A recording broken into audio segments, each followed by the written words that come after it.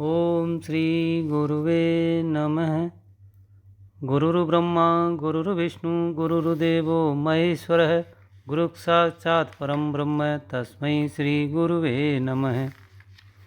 ओम शांति शांति शांति।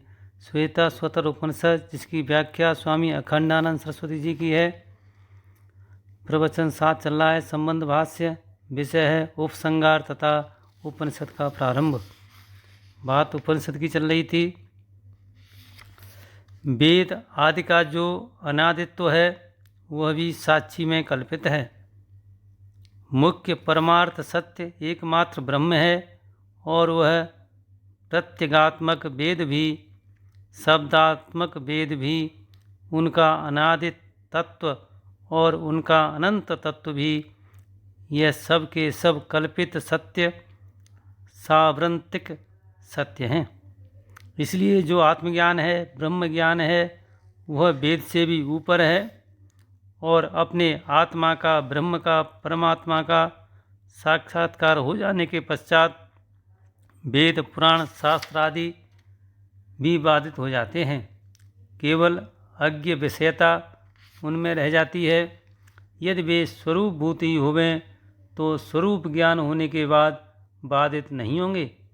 इसलिए वृत्ति रूप और द्रव्य रूप होने के कारण ब्रह्म ज्ञान होने पर वे सब के सब अध्यस्त और अपने अधिष्ठान स्वयं प्रकाश परमात्म स्वरूप में प्रत्यक चैतन्याभिन्न ब्रह्म स्वरूप में बाधित हो जाते हैं। यह उनकी स्थिति होती है। इस तरह से यह उपनिषद विद्या जो है वह ब्रह्म विद्या है और वह ब्रह्म ज्ञान कराने के बाद अज्ञान की निवृत्ति होने के बाद स्वयं भी पृथक रूप से नहीं रहती है। इसलिए इसको उपनिषद कहते हैं। इसके बाद भाष्यकार ने अनेकों प्रकार के प्रमाण दिए हैं। अब हमारे श्रुति स्मृति इतिहास पुराण तो बहुत ज़्यादा है ना, तो वह प्रमाणों का उद्धरण तो बड़ा लंबा चौड़ा है। उसकी एक बात तो उपनिषद का स्वरूप समझने के लिए आवश्यक है, वह मैंने आपको बतलाई। अब मूल उपनिषद जो है सो प्रारंभ करेंगे। ओम सहनावतु सहनौ भुनक्तु इत्यादि। यह इसका शांति पाठ है। शांति पाठ में भी ऐसा नहीं है कि किसी उपनिषद का कोई भी शांति पाठ हो जाए। मुक्त को उपनिषद में किसका क्या शांति पाठ है यह बताया हुआ है। जैसे ईशावास्य उपनिषद का शांति पाठ है ओम पूर्णमदः पूर्णमिदम् इत्यादि। शांति पाठ करते समय आवाज़ भी सबको मिलकर ही निकालनी चाहिए। यह नहीं कि किसी की आवाज़ ऊंची हो जाए, किसी की नीची हो जाए। अशुद्ध उच्चारण भी नहीं होवे और सब मिलकर पढ़ें। संगच्छध्वं सम्बध्वं संबो मनांसि जानताम। कदम से कदम मिलाकर चलो। जैसे फौजी लोग एक स्वर में पांव रखते हैं, ऐसे संगच्छध्वम हमारे पांव एक स्वर में पढ़ें।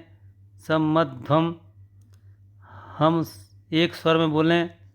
संबो मनांसि जानताम हमारे मन एक दिशा में ज्ञान प्राप्त करने के लिए साथ साथ चलें।